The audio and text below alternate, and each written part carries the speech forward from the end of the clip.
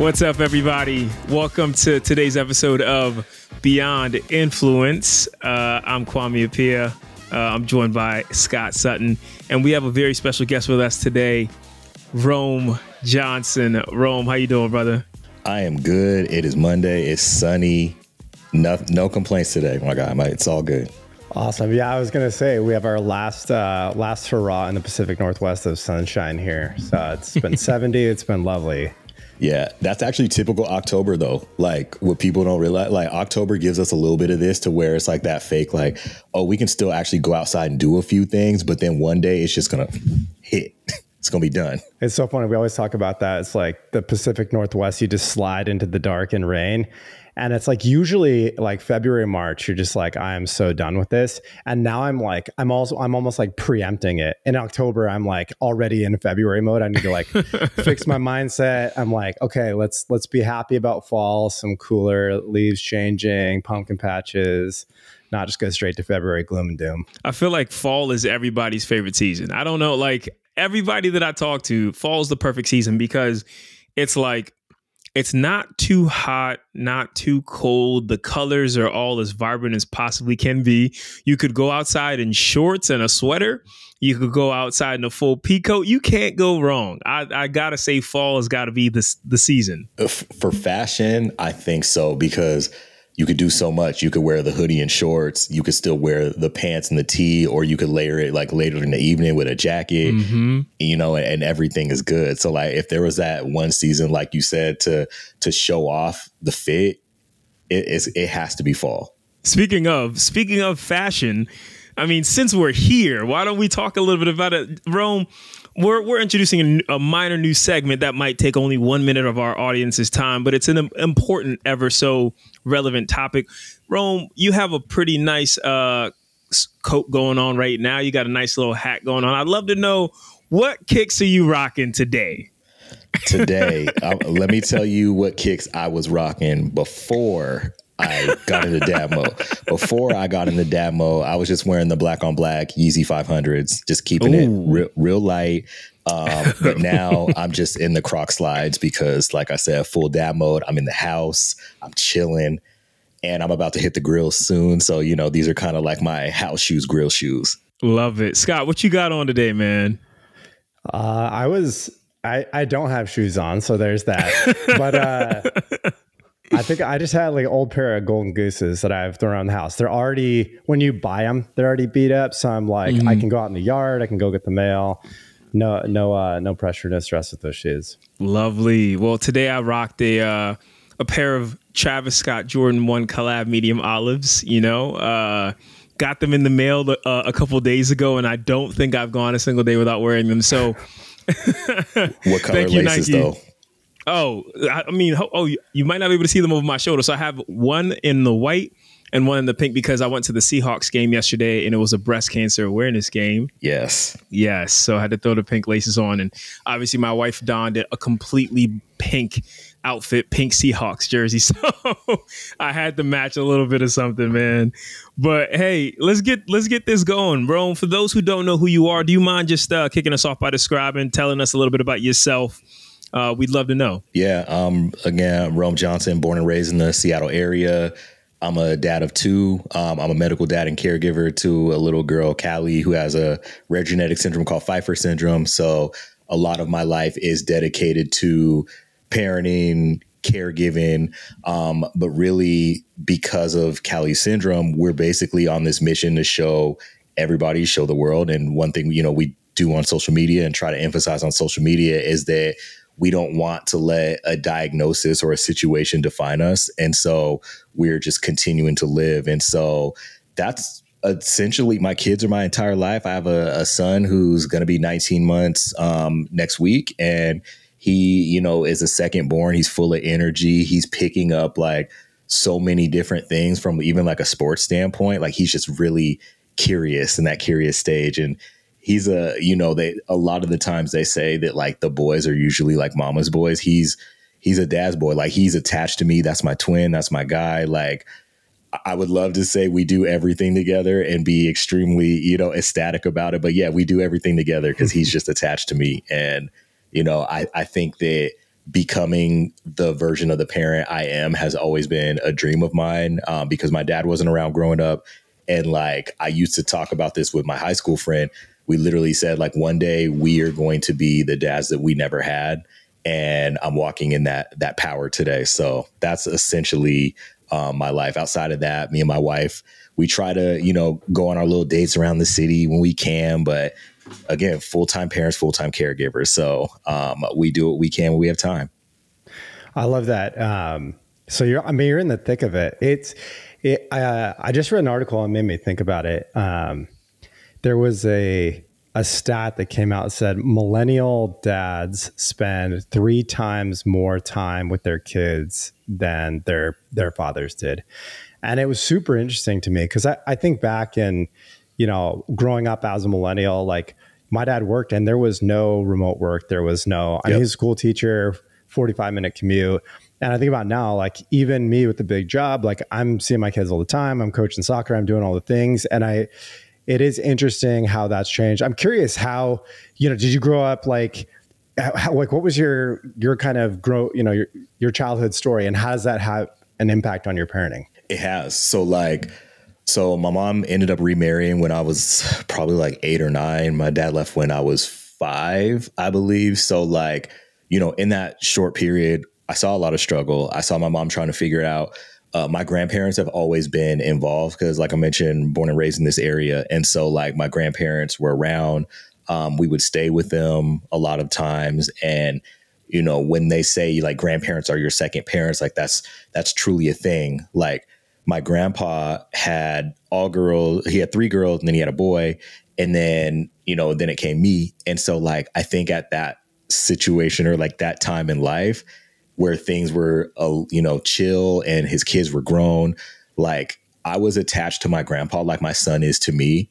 And like my grandfather was always like welcoming to me and always like, this was back when like, in the 90s when you could like smoke cigarettes next to kids and it wasn't like a big deal. But like he would sit back like after work, smoke his cigarettes and I would be sitting there like right under him. And we would be watching the Mariners. We would be watching the Sonics on pay-per-view. We'd be like just so much. We spent so much time together. And so I think like my definition / example of what a father is truly came from him, because my grandfather was a man of like very few words to other people. Him and I just, we talk all the time. Like we're just so much alike, but like with other people, very quiet, very stoic. But the one thing I always saw whenever somebody called on him, he didn't complain. He didn't question it. He got up and just did the job. And so I think that truly has helped me through this whole entire medical journey, because we found out, when I tell you like 2 weeks before my daughter's due date, that there were any medical complications. And we were just, basically forced to figure it out like right there, when we didn't even know, her diagnosis of her syndrome. We didn't know what life would look like. We didn't know how much training we would have to do to just bring her home. And I really just took it in stride, because I'm like, he would just do it. And so I just did it. Yeah. Sign me, Nike. There you go. That's my story. No, I mean, I look at your guys' story, and one particular post that you all made was, it highlighted a lot of like the lifestyle changes, the training y'all had to do, the modifications to your home and all this, just to be able to manage life. Maybe like walk through for people who don't understand, or may not have seen your content, like, just how dramatic some of those changes were for y'all. Yeah. First and foremost, like we had to train with respiratory therapists for 25 hours. It was like 22 or 25 hours in order for them to sign off for us to bring her home. So this is both me and my wife during pandemic, working full time, trying to navigate my daughter living in the hospital. Let me actually take one step back. So my daughter lived in Seattle Children's for the first 6 months of her life. In that 6-month period, COVID happened. And so you start to see where, the hospital is very, I wouldn't say very lenient, but like you weren't having to do any like health checks to go in there. And her being in the neonatal intensive care unit, the NICU, Like they didn't care about that stuff. And then all of a sudden everyone has to wear masks, and now only one parent can go at a time because you're trying to, slow down how many people are going back and forth in there. And so, we were navigating that. It's just like, here we are, first time parents, daughter in the hospital, daughter in the NICU. We have no answers because we asked. We're just like, hey, what does it look like? How long do you think she would be able, or how long is she going to stay here? When can she come home? They were hesitant and reluctant to give us an answer because you just don't know. We also didn't know the amount of surgeries that she was going to have. And like, I can say before I jump back into the story, like she's 4.5, going to be 5 in January, and she's had 26 or 27 surgeries, something like that. Like it is a massive amount, a daunting thing. And so like a lot of those things we had to kind of learn on the fly. And, again, add in COVID and add in, we're now trying to train and get hands-on training, but it's dangerous for us to be there. And one other thing, that adds kind of another layer of this in my whole kind of fatherhood journey. I too have I have a chronic illness. I have Crohn's disease and I have a rare liver disease. And it was something, since my diseases are invisible, it's something that like I tried to always manage. And I tried to appear like I was better, healthier, than my peers, because like I was being judged on the same level as my peers. So it's just like, it's now dangerous for me to be in the hospital around all this potential sickness and illnesses and viruses. And so it took a lot of strategic planning and navigating on our part. The hospital was able to work with us, and we were able to do some of the training we needed to do online or via Zoom. And then like all the hands-on stuff we needed to do, we would pick our times to go down there and do it. So we didn't have to, potentially transmit any germs or, because so my daughter breathes with a tracheostomy tube. That's the thing you see right here coming out of her trachea. And it's the equivalent of breathing out of like a coffee straw. And because like her airway in her skull and her nasal airway are so narrow that like she couldn't sustain enough air without it, which was why typically in the past, a lot of the Pfeiffer syndrome kids passed away early because they didn't know that there was a certain surgery schedule for one, but they also didn't know that they needed to give them this support to breathe. And so, with that being said, there's a hole here, it's called the stoma.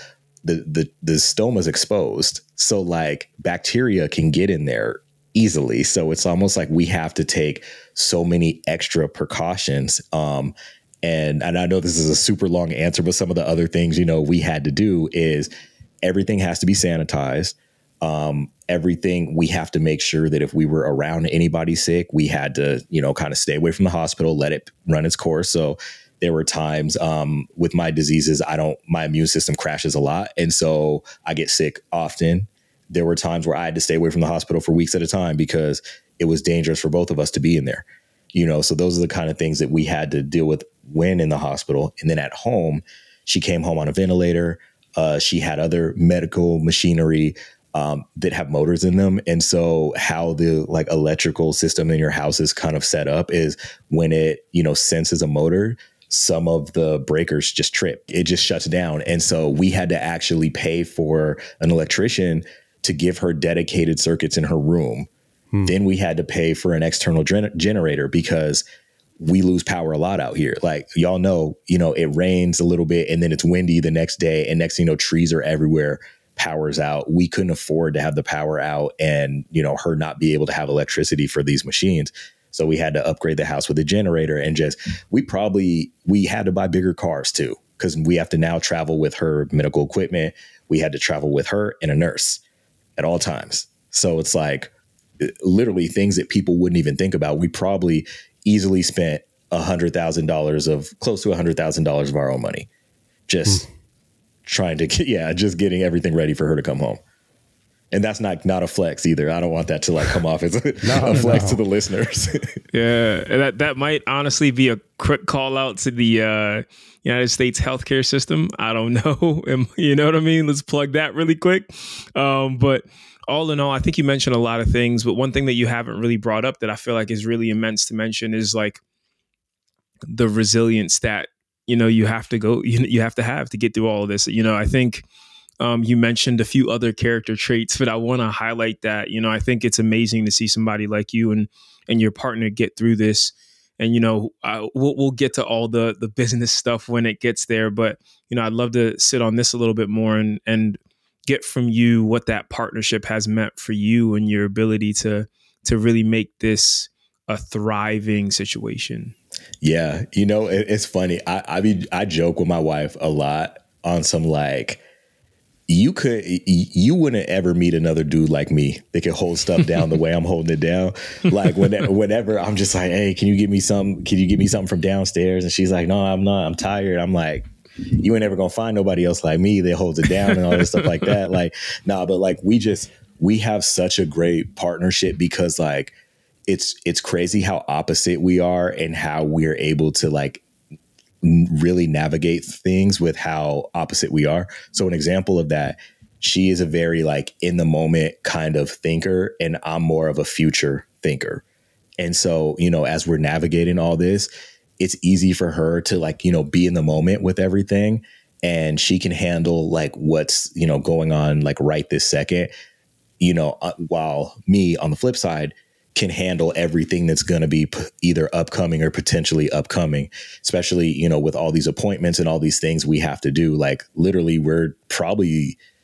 my daughter at least has an appointment, if not every month, like every other month, and so we're trying to navigate that. And she sees so many different providers. It's really difficult to like keep track of everything.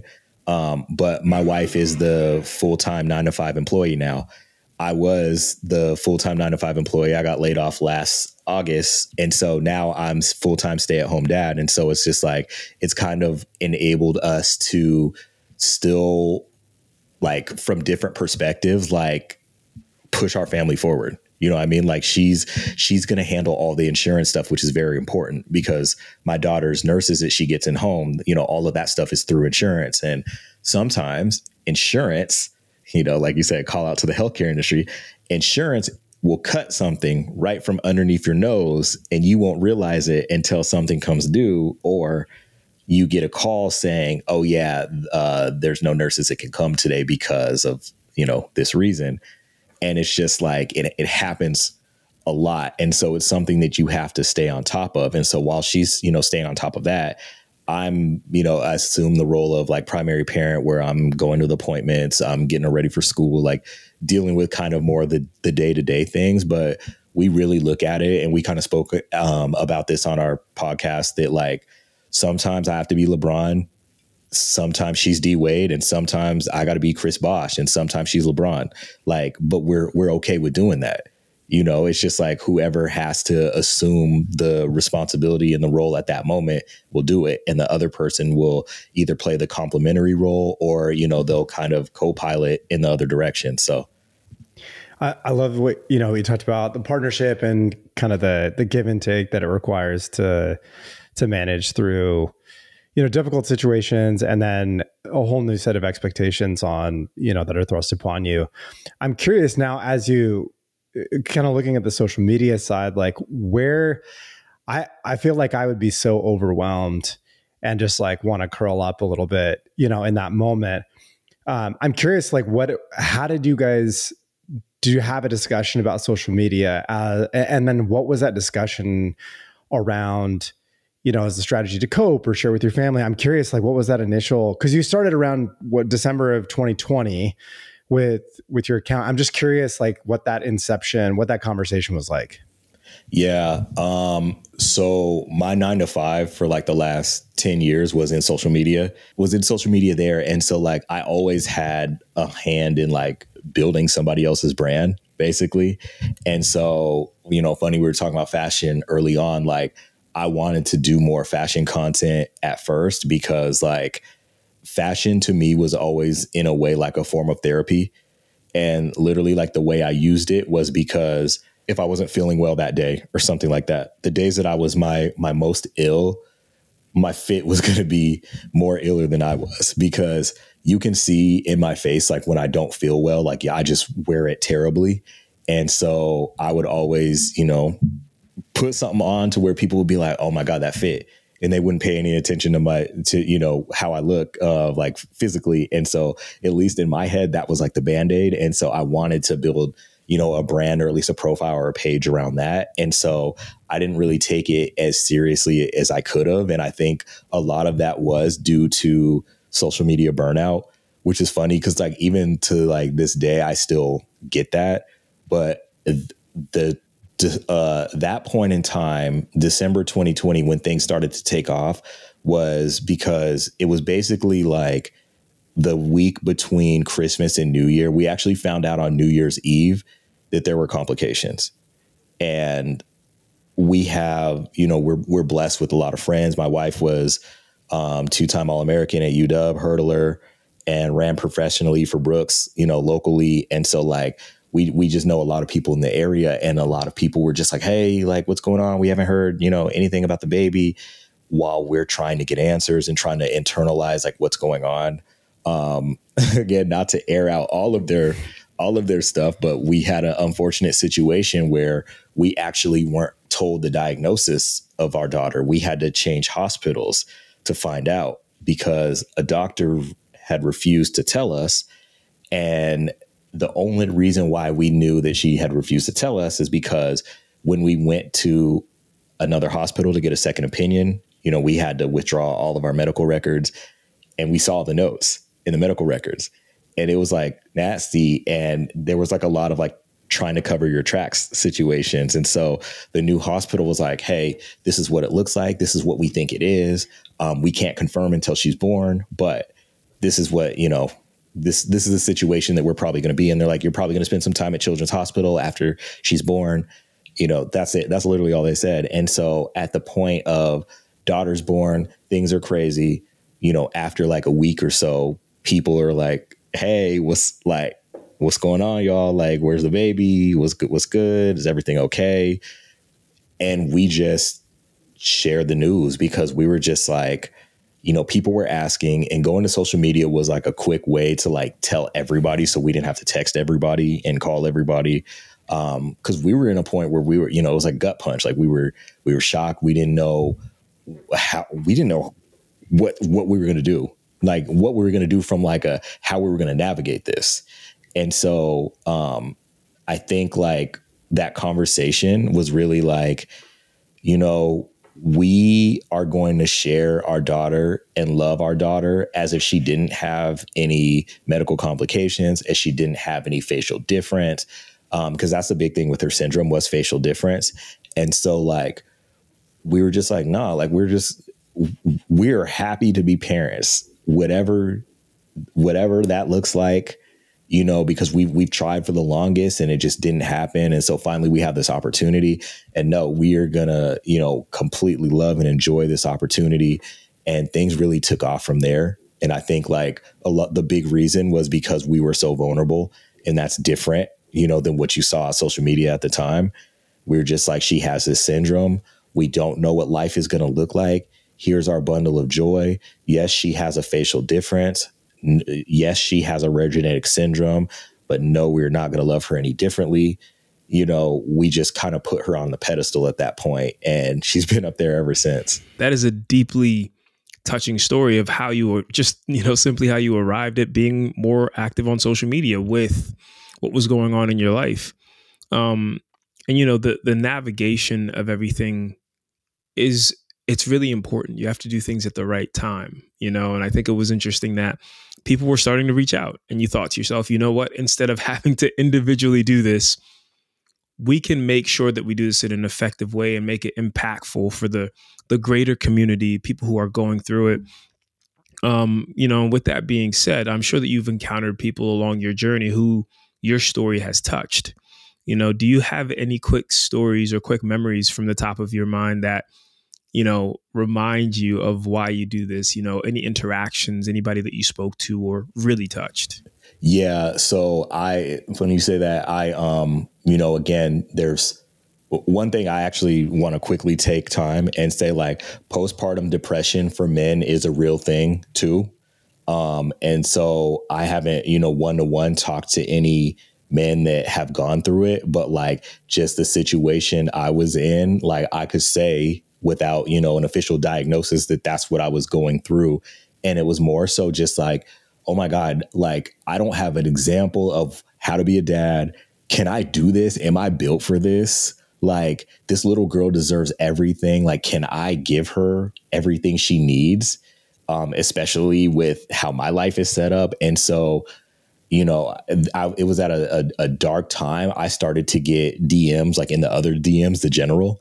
And so there were some, I didn't check them often because I think there were more bullying than anything. And so I kind of like stayed away for mental health purposes. But then as I started to grow more, young men were actually hitting me up saying that they want to be the type of dad I am. And that was absolutely crazy to me because they're just like, you literally are my motivation and inspiration as a father. And I'm just like, bruh, what? Like me? Like I'm just rolling the dice and trying to figure this out as I go. But like I had a few of those. And so like my therapist was just like, save them, save those comments and look at them when you need them. And like Foxy Brown DM'd me once telling me about how, well, I can't remember exactly what she said. It was something like you're such a good dad or something like that. Like, you know, just those kind of things where I was just like, oh my God, like our story is like reaching people and people are actually like in awe of, you know, the situation. And, you know, kind of like you said, like it had me realizing that I've been a caregiver my entire life. And it didn't just start when my daughter was born, because like that gave me so much more motivation to like help those people, you know, who were in my similar position. I love that. I love like sharing your story. I think, you know, we talked a lot about common experience and social media being a place where often underrepresented or folks who don't feel like they have people who understand them or their situation or can really resonate with them. They finally feel like they're able to connect with those people and or they can consume content from people who are going through what they're going through. And there's this like, hey, someone else out there feels the way that I do. Someone else out there is making it through what I don't think I can. And I think that that's really powerful in what that represents. And being on both sides as a creator of content and being that inspiration for others, but then also consuming content and being inspired by others. I think that is one of the cooler things about social media, one of the more inspirational things about social. So I'm curious, like as you developed kind of, you know, you started creating content, you're going through, you know, this phase of life. How did you start to approach content creation? Was it, hey, we're just going to try and be informative, we're going to be funny? You know, do you feel like you were worried about the way people would receive different types of content? If, you know, if you make too much light of a situation, then it's like, oh man, who is this guy? Like, you know, that's too far. I'm just curious. I feel like there would be a lot. I'd be in my own head if I were you trying to navigate that gracefully. Oh, I'm still in my own head today because like the hard part is, you know, I have this audience that we were able to cultivate and a lot of them are there to see our daughter and see our family. And it's almost like both my wife and I, like we're pseudo family pages, but like it's still our page. And so like I hate like having to basically like not post something that I want to post because it's just like I know it's not going to do well because they want to see this certain thing. And so really like early on, it was just like, okay, we're going to inform. And the one thing that I did say was I didn't want to be overly edited, overly produced. Like I wanted to be raw and authentic because like, you know, like the brand I'm kind of like shifting into is just like busy parent.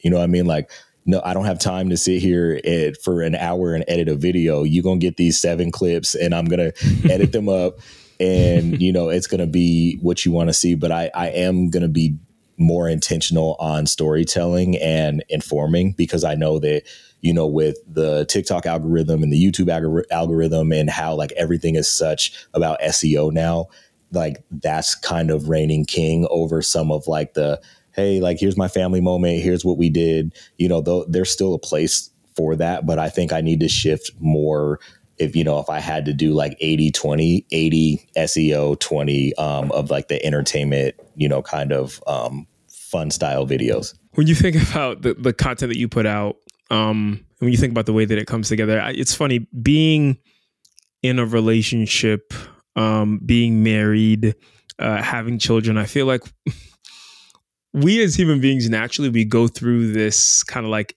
identity transformation throughout that. And you start to see it kind of matriculate into the content that you're putting out, almost so that it becomes your identity. It's so funny, right? Because people always say like, hey, when someone has a kid, like they become a parent, you know?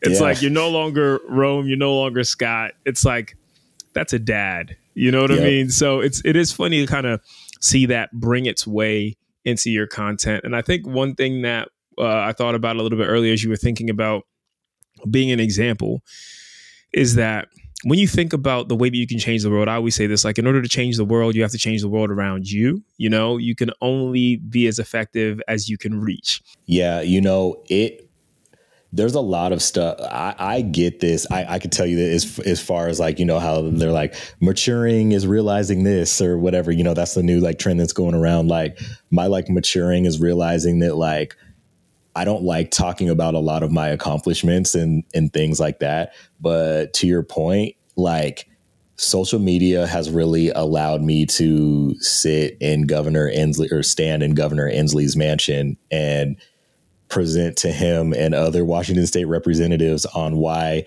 the state needs to add early learning services back to the bill to be voted on. And that happened. And we got a grant for it. And didn't say one word about it on social media because I just felt a little weird doing it. But like, you know, to your point, like social media was really what helped us do that because it was the power of our story. Our family story touches a lot of people. And, you know, we know that we can touch more with it. And, you know, again, there's two ways to look at social media. Yes, social media can be nasty. Social media can be negative. But if you know what you're doing and you know how to use it, there are so many powerful benefits that you can unlock with it. I think it's so true. I love that story too about being able to affect, you know, legislation and being able to improve other, you know, folks' situation and their families and early childhood education through your experience, through your platform, through your voice. It's amazing. I was listening to a podcast the other day and it was really interesting. It was saying for good and for bad, the ability for someone to build a platform and create like fame, notoriety, and a following, the barrier to entry is like the lowest it's ever been, which is amazing because you don't need to then go sign a record contract and have promotion and distribution or whatever to have a voice. You don't need to, you know, be a politician and go through all of these different layers, win over the favor of your constituents to then be able to get a big enough platform to then go have a voice. You know, if you go out and you are so motivated and you have a compelling story and you put it out there and people resonate with it, you can very quickly gain traction. So I think it's really interesting seeing the two sides of what that has to offer. It's funny, Kwame said something and a little less serious, but it's so funny, the whole changing your identity. Yeah. I was literally sitting in my kitchen and I was reflecting. My son told me like the corniest pun dad joke. And I was just sitting there and I was like, I think that's super funny. And then I was like, where in my life in this whole journey of like growing up, going to school, you know, trying really hard to be taken seriously. And now being a dad, I'm like, I think like his joke about like ducks waking up at the quack of dawn, I literally thought was so funny. And I'm like, what in my brain has shifted that I think this is funny? And it's funny because like, I don't know how like this universal thing of dad jokes or whatever, but I'm like, man, someone should go figure out what chemically or is like behaviorally is going on there.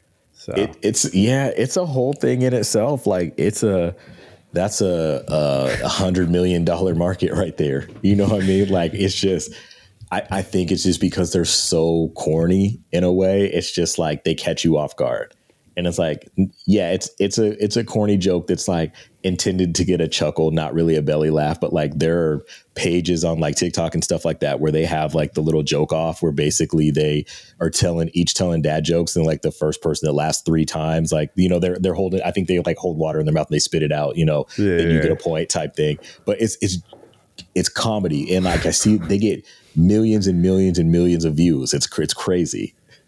Yeah, there's a couple dads who are like sitting on lawn chairs, like drinking coffee outdoors or something, and they have like oh my gosh, I know the other one you're talking about. I was like, it's always like on a white backdrop there at a table, and like there's this one guy who he's just like, he doesn't even have to say anything. It's just like you look at him and you're like, it's just like, there's some people who just have that gift of comedy where it's like they don't have to say anything. It's just like that when they open their mouth. I had a friend growing up who was like that, and you're like, no matter how funny I try to be, this guy just like literally like looks at you and you can't hold it together. Right? It's so funny. Oh man, you know, Rome, man, you're giving us a lot about your life, and I think the things that you're going through. And one of the stories that I saw throughout one of your posts was about the difficulty dealing with one of the airlines that y'all flew, because obviously it is really important to make sure that you have everything with you and accessible. And we don't have to dabble on the negative. We'll take it to the positive side, right? Although that was a difficult experience for y'all, have y'all had any airlines that y'all feel like y'all partnered with that was actually really amazing for you, and a story that you can share about how that really made your entire journey better? Yeah, no, Alaska is amazing, and I'm not just saying that. Like Alaska, yes, we partnered with them. And yes, when you do a partnership, they usually will show you a little bit more than like the typical behavior or whatever. But like, it was a few things. It's like attention to detail. So like our first flight to Cabo, one of my daughter's OG nurses was getting married in Cabo last February. So we went down there for the wedding. So when I tell you, when we travel, we have to take like so many things. We have to basically take her whole room, which her whole room is set up like a children's hospital. It's got machines, it's got backup machines, it's got medical supplies, it's got meds. So we're flying with all of that. And so we provided them with a list. We'd fly with a oxygen concentrator too, just in case she needed oxygen on the flight. But Alaska basically forwarded the whole list through the chain. So when we landed in Cabo, they came on the plane and helped us get everything off. Not only that, they walked us through like a different customs. Like we went through like the VIP customs. Like we didn't even go with everybody else. They grabbed our bags. So by the time we got off the plane, they had our stroller and our bags that we checked in there. And then I think the story. So we also went to San Diego like last month.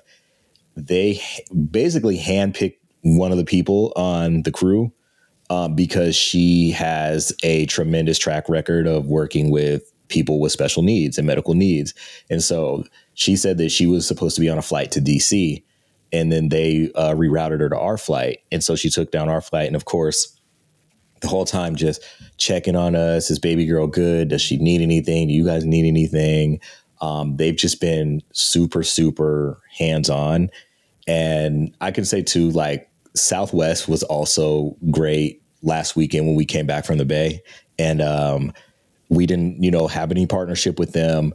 They were great. The issues that I had were with certain people, one thing I don't like is gaslight. I don't like gaslighting, but also I also don't appreciate or stand for like blaming a problem that I didn't create on me, especially in front of everybody.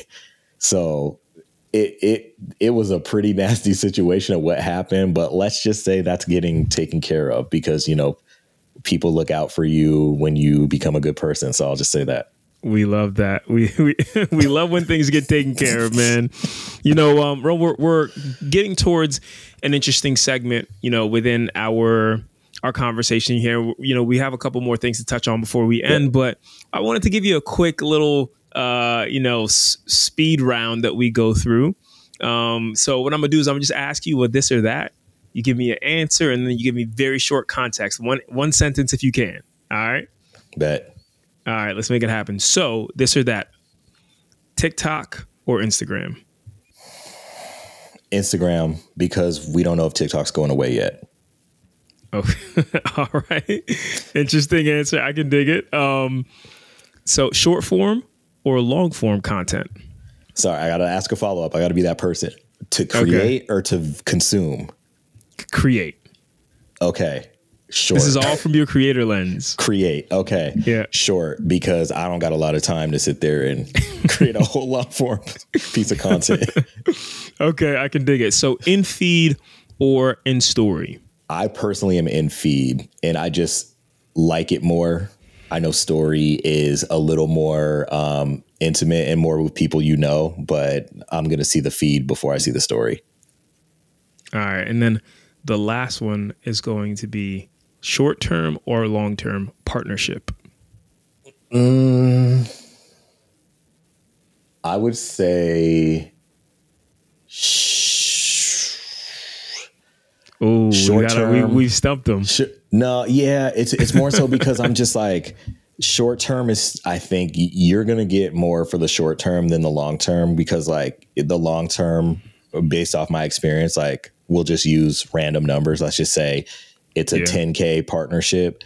Short form, yeah, you might only get like 6 or 7 or whatever, but like you're going to do 2 posts versus the long, the long standing partnership where you might have to do 4 posts, and it just like the average deal value doesn't equal out, in my opinion. Yeah. Yeah, I agree with you on that, because I'm actually going through a long-term partnership right now.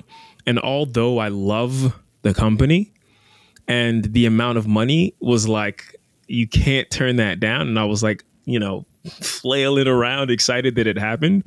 Now that I think about it, when I think about my last short-term partnership and what I did and what I got out of it, it's pretty close to, you know what I'm saying? It's almost, I'm doing, in total 6 posts, right? Obviously there's content syndication across different platforms and things, but in total 6 posts for this.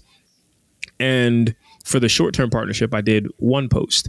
And when you think about how much I made, like even though I'm excited about it and I'm blessed and I'm happy, and I have to say that, of course, yeah, I'm making only about 10% more with the long-term partnership, even though it's 1 post against 6. So yeah, I really have always thought about long-term partnership being this like really cool, immense privilege. But like ultimately, when it comes to like the dollar value and what you're getting out of what you're giving, I'm starting to lean towards short form. The industry sells you on get a long-term partner. Like you go, for example, you go on TikTok right now, how to be an influencer, go to YouTube, how to be an influencer. It's like, oh, you email them and then you try to get a long-term partnership. I would never, ever, ever shade anybody who's doing a long-term partnership.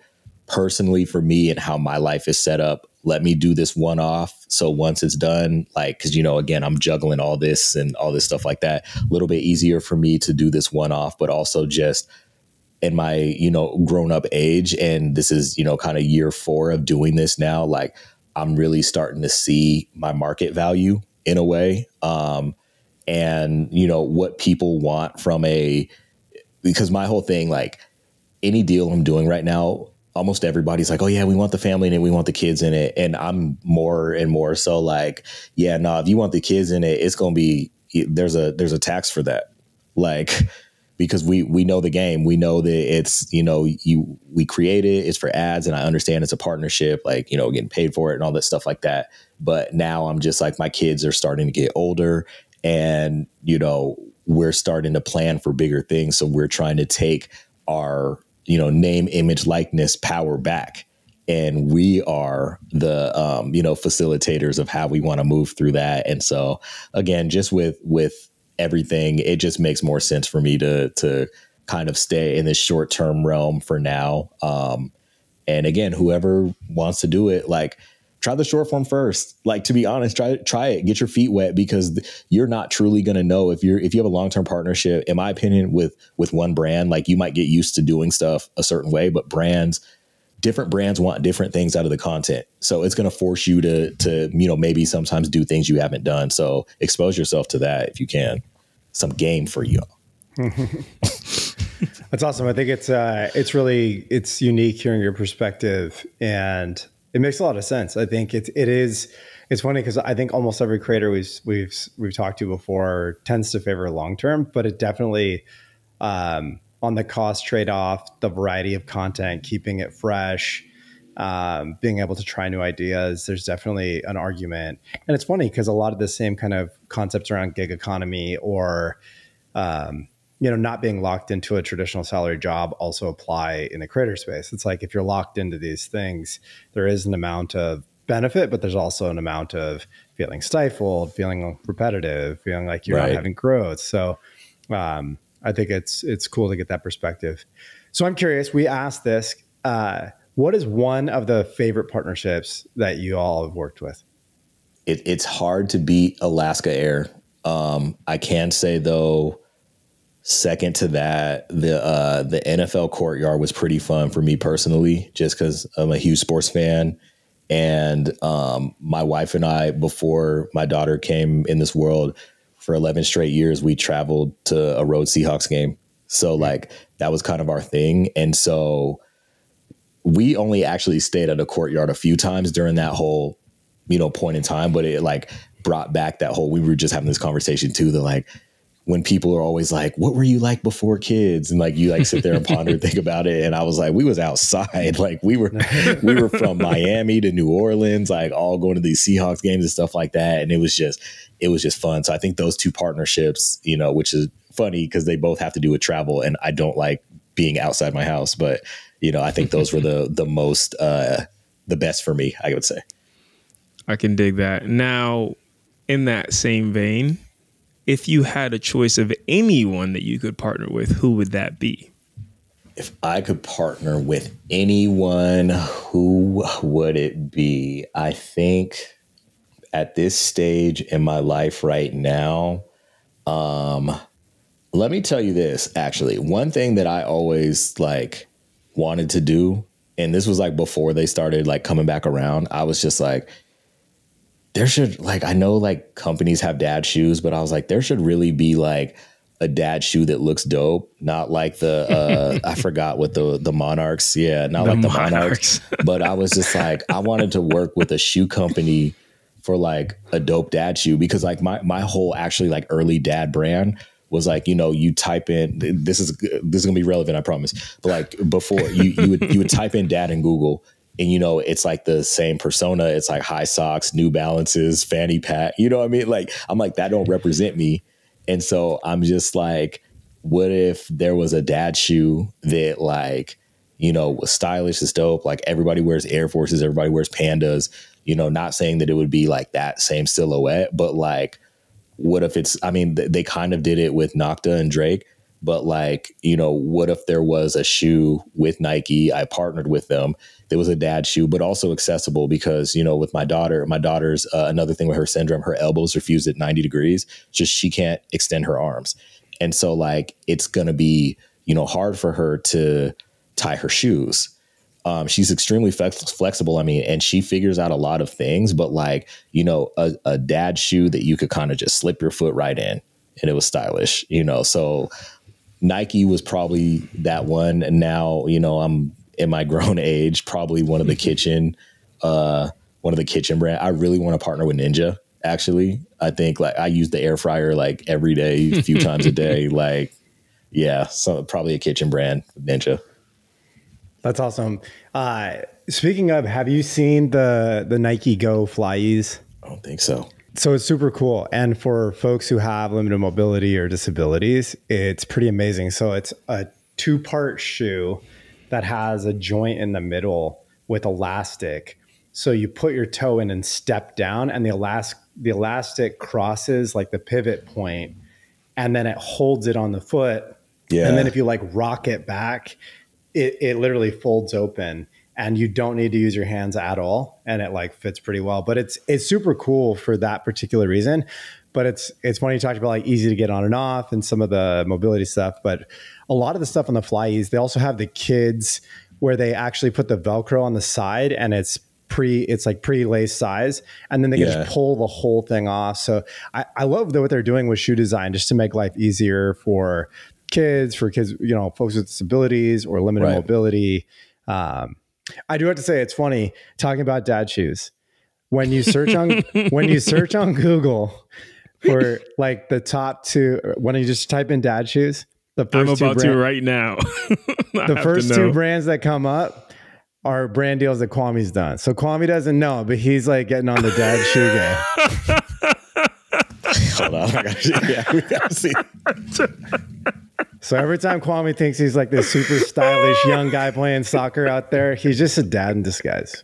What That brand is is it? New so Balance? funny. Oh my gosh. I did an On partnership, which I actually really love Ons. And then I did, oh my goodness, what are the other ones? There's shoes that are supposed to be really good for your heels when you travel. So yeah, I can't remember the name, but I definitely remember the Ons. That is so funny, man. Look at you influencing the market. Yeah, I didn't right. realize it. Jeetify, that's what it was. Jeetify, okay. Yeah. Well, like anytime Kwame's out here talking about his sneaker game or whatever, it's like the ones he's repping on social media are dad shoes. So. Oh man. Well, you know what, Rome, we're coming up to the end of this conversation, man. I'd love to just pass it to you really quick to tell the world any last bits that you want to share, whether it's some inspiration that you want to share personally, something that you want to tell the parents out there, the aspiring parents out there, the aspiring influencers, whoever that may be. Okay, so let me see. One thing I want to say is to the aspiring creators, aspiring parents, anything. I think, for one, everybody has a story to tell. So whether you want to tell it, via social media, or whether you want to use that, for your benefit later on with other avenues, everyone has experiences, everyone has trauma, everyone has stories. And so if you want to be a creator, what you do is lean into the vulnerable parts of it, talk about what you went through, especially if it's something that, is heartfelt, authentic, that you can share, that you could potentially build a brand around. But also know that there are people out there who are going through the same thing as you that just need a little bit of hope. And there was actually one that stuck out on me that I forgot about until now. This one person DM'd me and said that she was going to commit suicide that night if she hadn't seen the video of me, my wife, and my daughter, and the amount of love that I showed my family gave her hope in the world, and she didn't do it. That was actually the most chilling one. And I actually sent her a voice message because I was shook. I was rattled. And to this day, we still kind of keep in contact, and she will thank me to this day. And I'm over here I haven't done anything. And so that's the kind of power that your story can unlock. And in terms of parents, let your kids kind of guide you, because my daughter is going through something I can't speak about. But guess what? I have 2 chronic illnesses, so I at least know how to navigate some of the feelings that she may have one day, some of the limitations that she has today, and advocate for her. And so use what you know to your benefit. So I think that is, on one end, parents, use what you know to your benefit to help your kids. But everything is about changing the world. So you want to make this world better for your children. So do whatever you have to do that. And your kids will thank you. That's it. I love it. Well, keep telling your story, keep sharing. We're super happy for your success. We love to share stories of people who are, finding a voice, telling a story, but also using it for, the right reasons and getting out there and helping people out. So it's been a pleasure to connect with you, and, go check out Roman, his family's content, and, keep tuning into episodes to hear more stories like this from amazing creators doing great work in the world. So see you on the next one. Thanks again, Roman, for stopping by. And it's a great combo. Of course. Thank you all so much. For sure. Bye, y'all.